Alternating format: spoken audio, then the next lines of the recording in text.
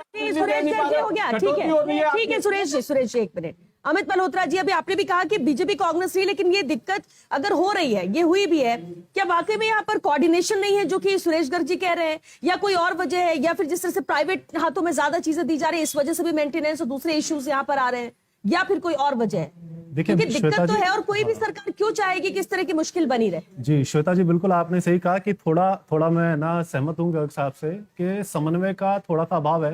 लेकिन मैं इसके लिए सरकार को दोषी कम मानता हूँ, मैं इसको प्रशासन को दोषी मानता हूँ। आज यदि 5 विद्युत कंपनियां आपस में खुद कोऑर्डिनेशन नहीं रखेंगी और उत्पादन निगम के पास डिस्कॉम से करोड़ों रुपए की बकाया है, जब उत्पादन निगम के पास में पैसा ही नहीं होगा और उत्पादन निगम को यही पता नहीं होगा कि मुझे मेरी सारी इकाइयां साल भर जारी रखनी है कि नहीं रखनी, वो उत्पादन निगम को यह पता नहीं है कि मुझे 3 दिन बाद मेरी इकाइयां बंद करनी है, तो वो किस हिसाब से मेंटेनेंस करेंगे? आज तीनों डिस्कॉम के हजारों करोड़ रुपए बकाया है उत्पादन में। आप पिछले महीने 1 साल का ग्राफ ले लीजिए, ना तो एम्प्लॉय को 15 तारीख से पहले तनख्वाह मिलती है, ना किसी और काम के लिए उनके पास पैसा उपलब्ध रहता है। तो आज जब उत्पादन निगम के पास में रिसोर्सेज ही नहीं होंगे तो वो 10 दिन बाद की तैयारी कैसे करेगा? आज यदि तकनीकी खामी की वजह से उत्पादन निगम का प्लांट बंद होता है और उनके पास में पैसा ही नहीं है, तो वो बार बार सरकार का मुंह देखते हैं कि साहब उनको पैसा मिलेगा तब जाके वो कोयला खरीदेंगे, उनको पैसा मिलेगा तब जाके वो मेंटेनेंस करेंगे। आज स्थिति यह है कि डिस्कॉम का घाटा जब उदय योजना में 60,000 करोड़ रुपए राजस्थान सरकार ने अपने ऊपर ले लिया था, उसके बावजूद भी हमारी गलत नीतियों की वजह से वापस 90,000 करोड़ रुपए हो गया। हम जब तक अपनी जिम्मेदारी नहीं समझेंगे, सरकार को इसके ऊपर श्वेत पत्र जारी करना चाहिए, उनको बताना चाहिए घाटा इतना क्यों बढ़ा है। यदि हमारे पास में पैसे की कमी रहेगी, उत्पादन निगम के पास पैसा नहीं रहेगा, आपकी कोई स्थायी नीति नहीं होगी। आप जब उपभोक्ताओं को इतनी छूट दोगे कि 24 घंटे बाद वो आपके उत्पादन निगम की इकाई से बिजली नहीं लेगा, तो ऐसी परिस्थिति में आपके खुद के रिसोर्सेज जो हैं वो स्थायी रूप से कैसे काम कर सकते हैं? ये सरकार को देखना चाहिए या प्रशासन को देखना चाहिए। लेकिन यदि इसको हम राजनीति का मुद्दा बनाएंगे तो मैं आपको श्वेता जी विश्वास दिलाता हूं कि इसका स्थायी समाधान कभी नहीं निकलेगा। हम एक दूसरे के ऊपर कांटा छींटी कर सकते हैं, लेकिन जब तक हम उत्पादन निगम को पैसा नहीं देंगे, उसको इतनी पावर नहीं देंगे, उसको इतना फ्री नहीं छोड़ेंगे कि वो अपने रिसोर्सेज के ऊपर काम कर सके, अपनी कंपनी की माली हालत को सुधारने के लिए काम कर सके, तब तक क्या होगा? और सबसे बड़ी बात जो मैंने शुरू में बोली कि हमको ये पहले डिसाइड करना पड़ेगा कि हम बिजली को सेवा मानते हैं या व्यापार मानते हैं। यदि हम सेवा मानते हैं तो सरकार, चाहे केंद्र सरकार हो चाहे राजस्थान सरकार, उसको समय समय पर जितनी मदद हो सके बिजली कंपनियों की करनी चाहिए, तभी उपभोक्ता को फायदा मिले। देखिए, आपस में कोऑर्डिनेशन की बात हो, लेकिन राज्य केंद्र में भी कोऑर्डिनेशन यहाँ पर जरूरी हो जाता है। आप एक दूसरे पर नहीं तो सिर्फ आरोप और सवाल और लापरवाही और एक दूसरे की जिम्मेदारी ही याद दिलाते रहेंगे, क्योंकि वक्त भी खत्म हो रहा है। विकास, एक तरफ देखा जाए कि राजस्थान में सरप्लस बिजली रहती है, दूसरी तरफ क्राइसिस हो जाती है,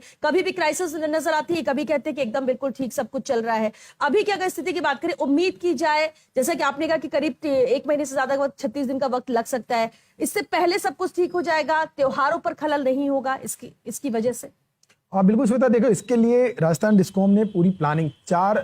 चरणों में पूरी प्लानिंग तैयार की है, जिसके बेस पर राजस्थान डिस्कॉम का दावा है कि वो निर्बाध बिजली आपूर्ति जो है वो कर पाएगी। उसमें अगर चारों पॉइंटों को बिंदुवार करें तो पहली बार ये कि हमको जो ब्रिज लिंकेज से कोयला मिला है उसको जल मार्ग से होते हुए पहले ट्रेन मार्ग तक लाया जाएगा, वहां से फिर उसको राजस्थान लेके आएंगे। उसके लिए पूरा प्लानिंग जो है वो कर ली गई है। इसके साथ में अगर दूसरी बात करें तो बैंकिंग से, यूपी से बैंकिंग के जरिए 1000 से 1500 मेगावाट बिजली की सप्लाई अगले 4 महीनों के लिए ली जाएगी, और उसके बाद में जब उनको जब वापस दी जाएगा तब 105% के हिसाब से बिजली दी जाएगी। मतलब अगर 100 मेगावाट बिजली ली जाती है, 100 यूनिट बिजली ली जाती है, तो 105 यूनिट बिजली उनको वापस लौटाई जाती है। ये बैंकिंग का एक पैटर्न है जिसके आधार पर बिजली ली जाएगी। इसके अलावा और ये जो बिजली यूपी से जो 1000 मेगावाट से 1500 मेगावाट